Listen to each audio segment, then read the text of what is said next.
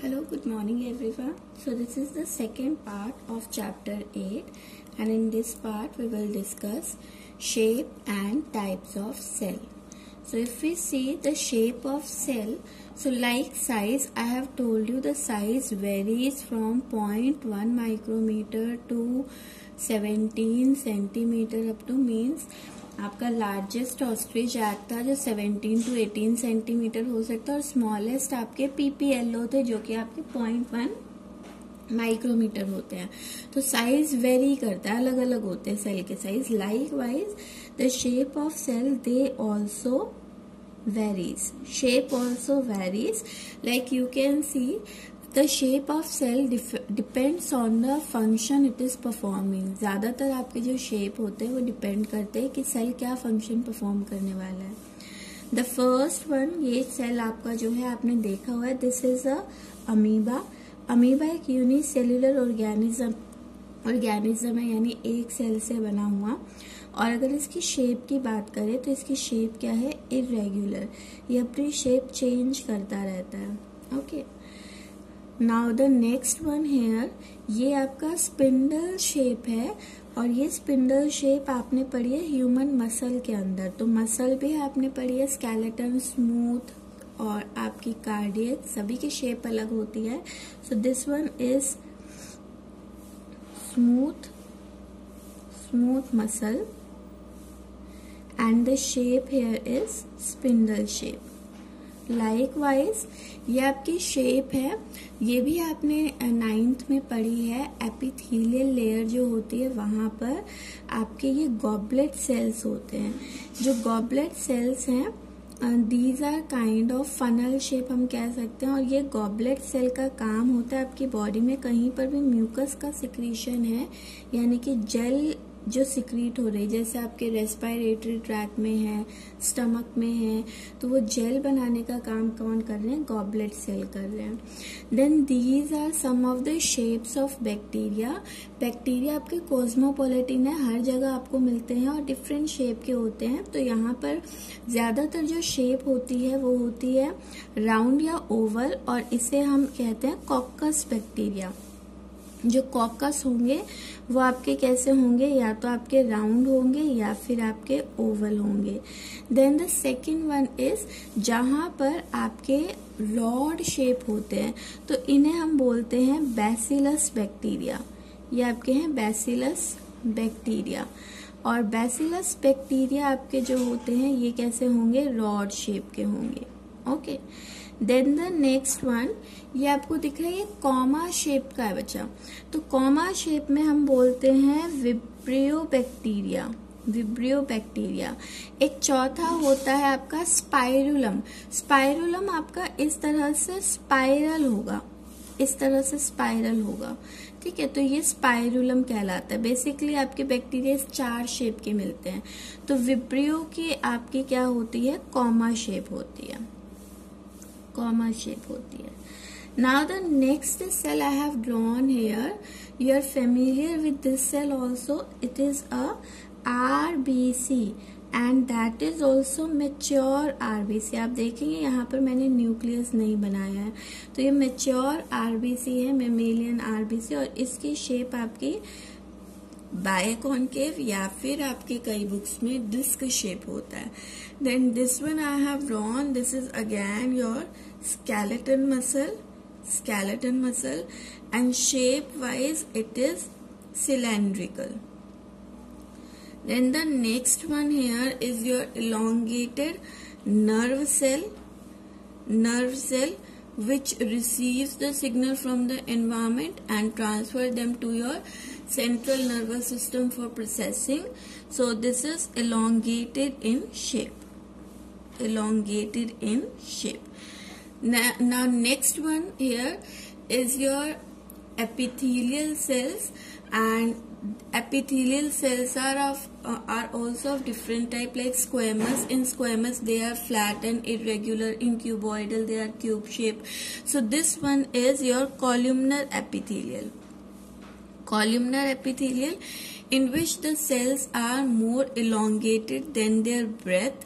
Okay, and the nucleus is situated at the base. So this is your columnar epithelial cell. So you can see here कि आपका shape जो होता है वो बहुत type की है. Now if we see the types of cell, so यहाँ पर बच्चा टाइप ऑफ सेल देखिए नंबर के बेसिस पर. अगर हम यहाँ पर नंबर की बात करें on the basis of number के बेसिस पर, so the cells or the organisms are of two type. The one is called your unicellular, and the second is called your multicellular. Unicellular, we all know unicellular. If we split this term, uni stand for one, cellular means cell. So the organism which is formed of single cell are called unicellular, and in this we are including what? We are including your PPLO, that is mycoplasma, then your bacteria and blue green alga. This blue green alga, बच्चे इसे हम alga कह रहे हैं, but these blue green alga are also known as cyanobacteria. They are kind of bacteria. Okay, cyanobacteria, and these cyanobacteria or blue green alga, they are involved in fixing the nitrogen from the atmosphere. आपके atmosphere से nitrogen को fix कर nitrate में convert करने का काम करते हैं. तो ये आपके PPLO bacteria, blue green alga यानी कि साइनोबैक्टीरिया, ये सारे आपके इंक्लूड होते हैं यूनिसेल्युलर ऑर्गेनिज्म में. And multicellular, if we split this term, multi means many, cellular means cell. So if the organism is formed of many cells, then that is called multicellular. And in this we are including plants, we are including animals including humans, etc. Okay. The second one is, this is the first division on the basis of number of cell. Now the second one is on the basis of presence or absence of nuclear membrane around the genetic material. So nuclear membrane around genetic material. So the organism are classified into prokaryotic cell or prokaryotic organism or eukaryotic organism. Now what is the difference between prokaryote and eukaryote? So the major difference is on the basis of this term. Pro stand for primitive, carrier term is nucleus. तो prokaryote का मतलब होता है जहां पर nucleus या genetic material primitive type का हो, अर्लियर टाइप का हो. So the first point of difference is that they are primitive organism हम कह सकते हैं या सेल कह सकते हैं. They are primitive organisms. Prokaryotic organism primitive यानी अर्लियर, पहले आए. एंड यहाँ पर कैरियो मतलब होता है न्यूक्लियस. सो यहाँ पर जो मेन डिफरेंस है इन दोनों में, that is on the basis of nucleus. In case of prokaryote, the genetic material is not enveloped by nuclear membrane. यहाँ कोई न्यूक्लियर मेम्ब्रेन नहीं है, not enveloped by nuclear membrane. And as there is no nuclear membrane, so we are not calling nucleus to this genetic material, and it is called nucleoid. किसी भी term के पीछे अगर ऑइड लग जाता है बच्चा, उसका मतलब होता है जैसा. तो यहाँ पर जेनेटिक मटेरियल के अराउंड कोई न्यूक्लियर मेम्ब्रेन नहीं है, इसलिए वो न्यूक्लियस जैसा अपीयर होता है, but it is not a true nucleus. Okay, so in case of eukaryote, they are advance organism, and here the genetic material is enveloped by nuclear membrane, so it is called true nucleus. आप एक को याद कर सकते, दूसरा just उसका reverse है, तो ये आपका क्या कहलाता है? ट्रू न्यूक्लियस कहलाता है. Okay, next point of difference is In case of prokaryote, they are primitive organism. So in this cell, all membrane-bound cell organelles are absent. So all membrane-bound यानी वो सारे आपके organelles जिनकी खुद की membrane है वो यहाँ पर क्या होते हैं? Absent होते हैं. All membrane-bound organelles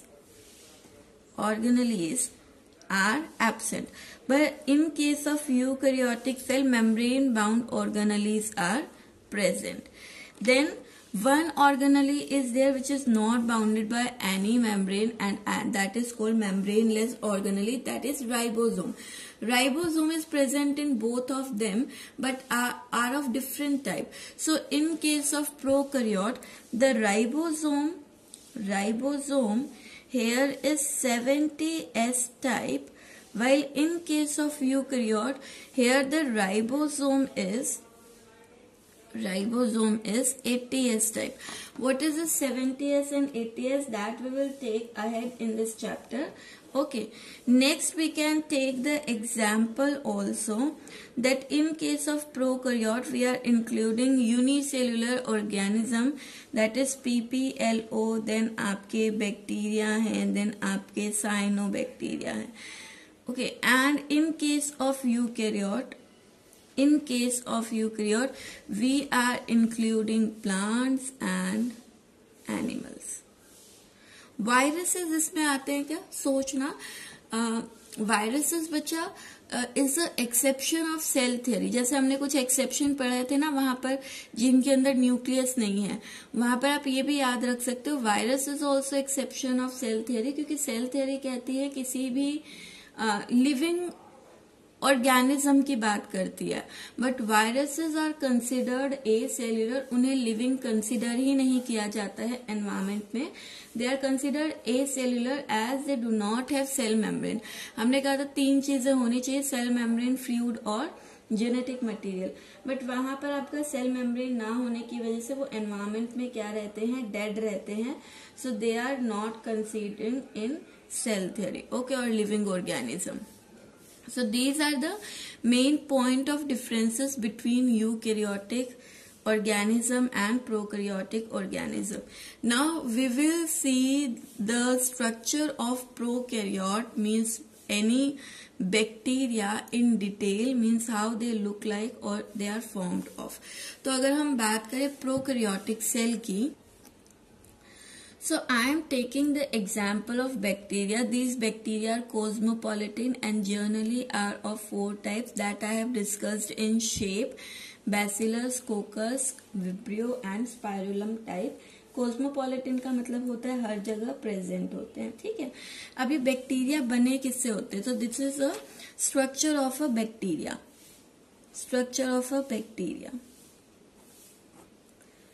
तो पहले इसके स्ट्रक्चर की बात करते हैं, फिर हम बैक्टीरिया को जर्नली क्लासिफाई किया जाता है पॉजिटिव और नेगेटिव, उसको भी हम डिटेल में करेंगे.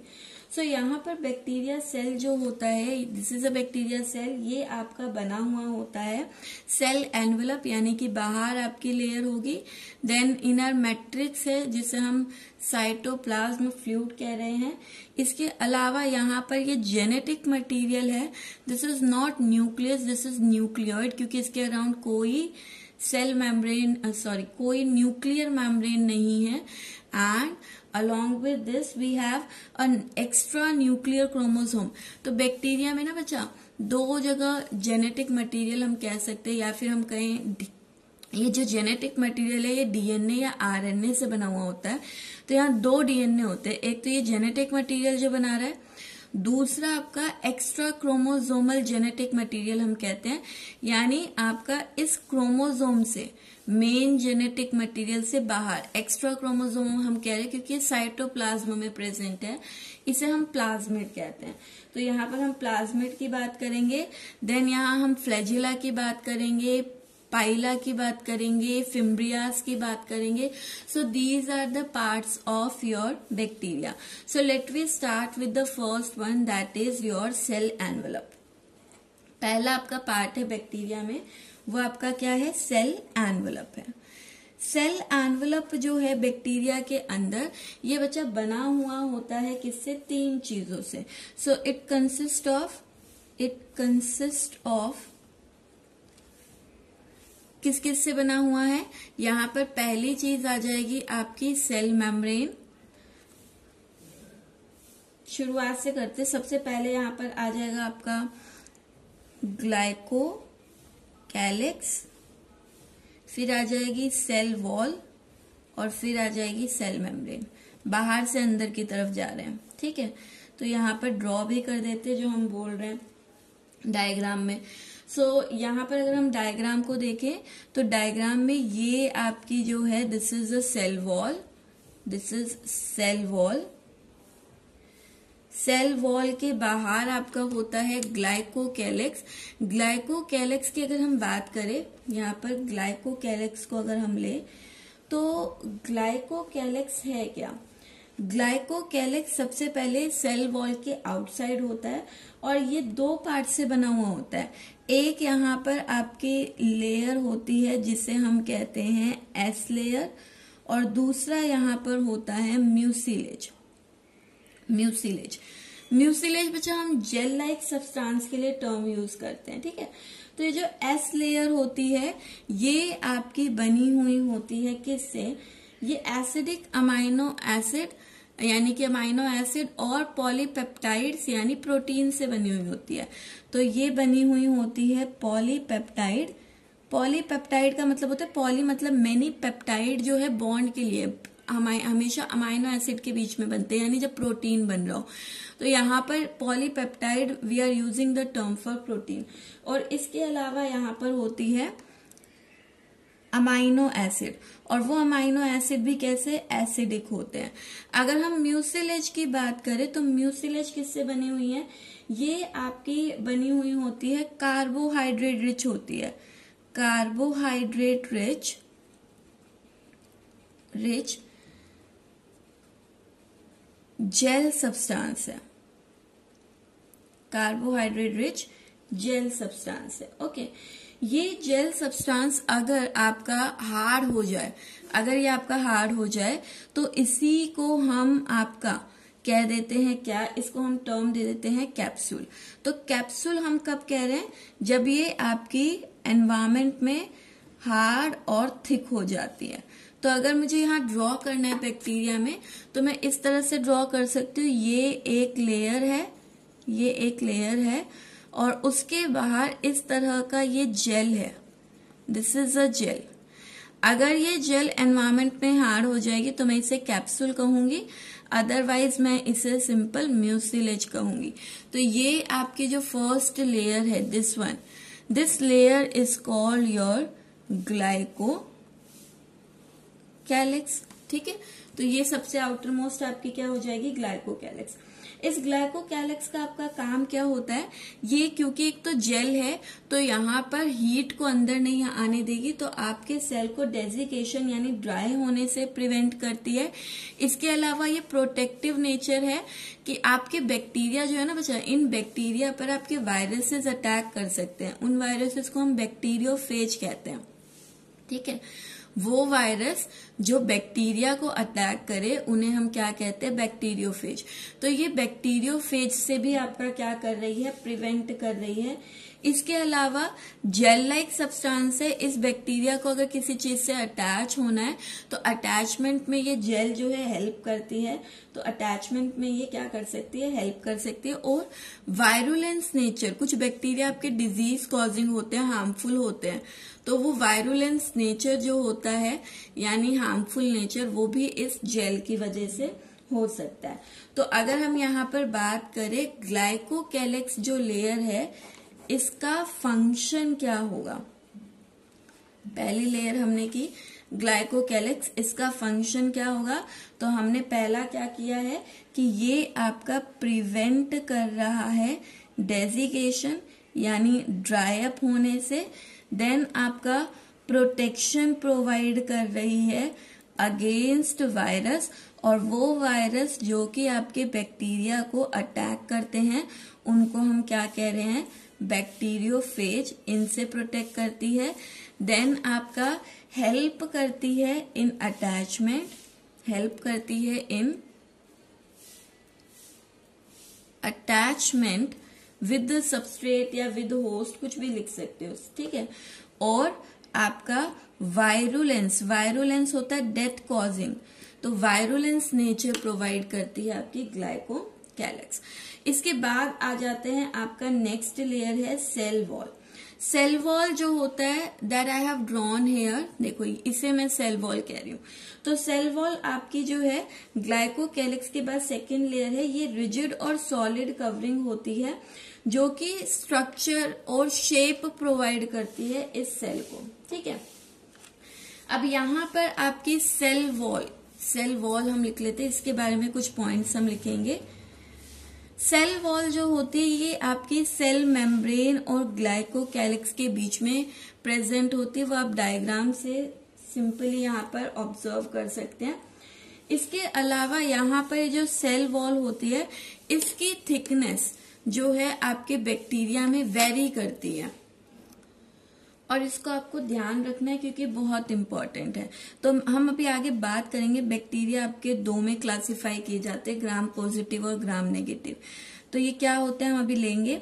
तो अगर हम ग्राम नेगेटिव बैक्टीरिया की बात करें और ग्राम पॉजिटिव की बात करें तो इनकी सेल वॉल में डिफरेंस होता है। पहले हम ले लेते हैं ग्राम नेगेटिव को। ग्राम नेगेटिव के अंदर ये जो सेल वॉल होती है ये ज्यादा थिक होती है, 8 to 12 नैनोमीटर थिक होती है, ठीक है।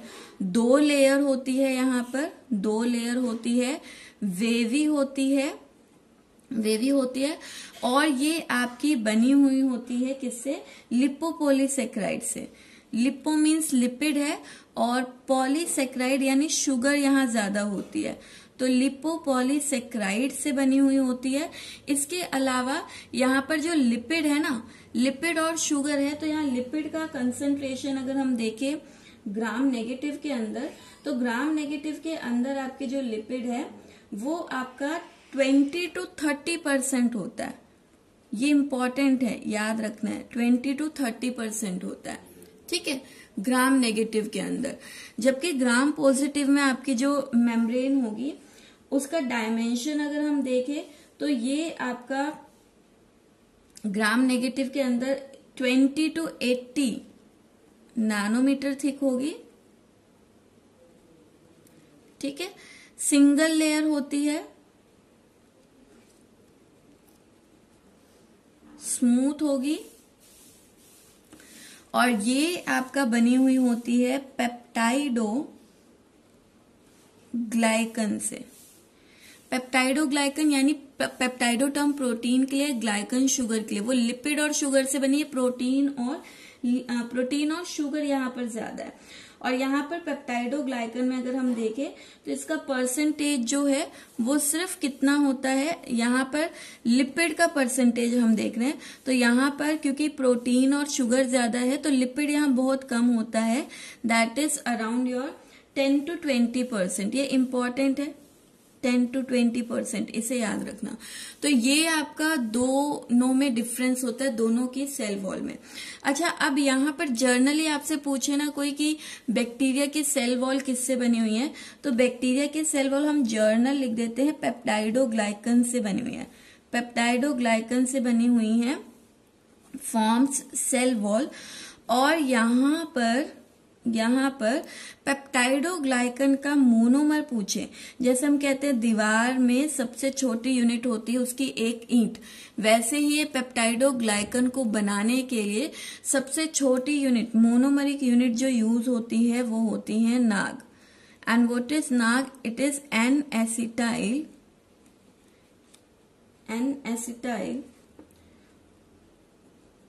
ग्लूकोज अमाइन, ठीक है।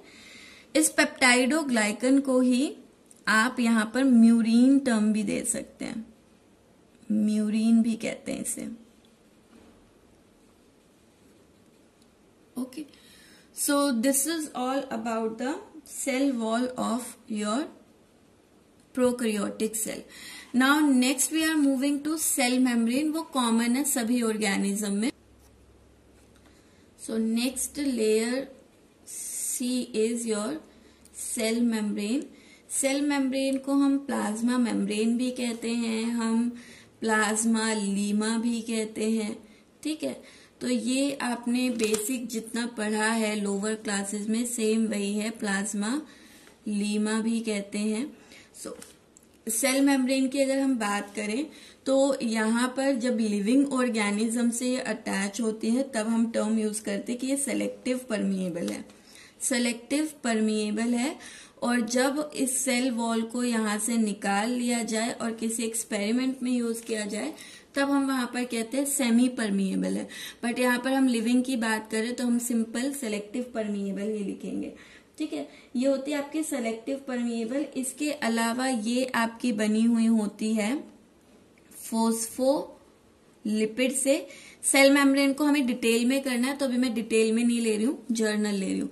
फोस्फोलिपिड यानी कि लिपिड और फोस्फोरस से बनी हुई होती है, प्लस यहाँ पर आपके मिलते हैं प्रोटीन्स, बस प्रोटीन्स मिलते हैं। और ये बाई लेयर होगी यानी कि 2 लेयर्स आपकी प्रेजेंट होती हैं। ठीक है, और जितनी ज्यादा आपकी लेयर होती है, जितना ज्यादा मेम्ब्रेन होती है किसी सेल में, वो सेल उतना ही क्या होता है, एक्टिव होता है। ठीक है, इसके अलावा यहाँ पर प्रोकैरियोट के केस में यही प्लाज्मा मेम्ब्रेन इनफोल्ड